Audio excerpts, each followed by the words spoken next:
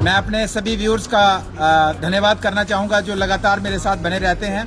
मैं चूंकि असेंबली का बजट सेशन आज से शुरू हुआ है जम्मू कश्मीर का, तो मैं अपने व्यूअर्स को जानकारी देना चाहता हूं कि कुछ साथियों को इसकी जानकारी नहीं होती है कि बजट सेशन असेंबली क्या होती है, किस तरीके से काम करती है।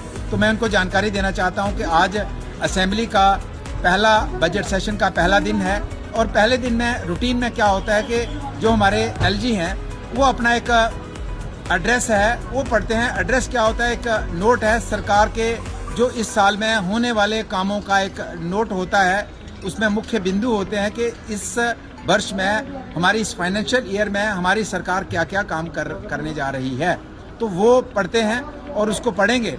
उसमें पढ़ने के दौरान कोई गुंजाइश नहीं होती कि कोई मेंबर उसमें रिएक्ट करे या उसमें विरोध पक्ष में बोले।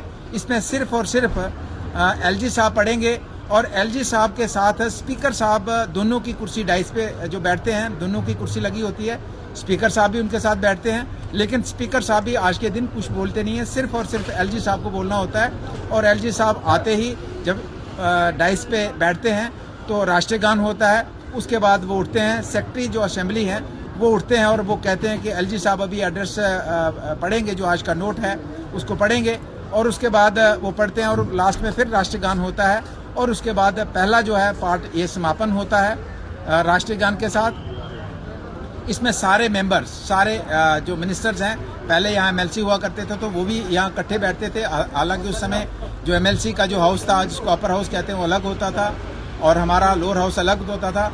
उनका अलग लगता था, हमारा अलग। लेकिन जब एलजी एड्रेस या गवर्नर एड्रेस होता था तो हम इकट्ठे बैठते थे। तो आज वो हाउस है नहीं तो उसके ऊपर चर्चा करने की जरूरत नहीं है।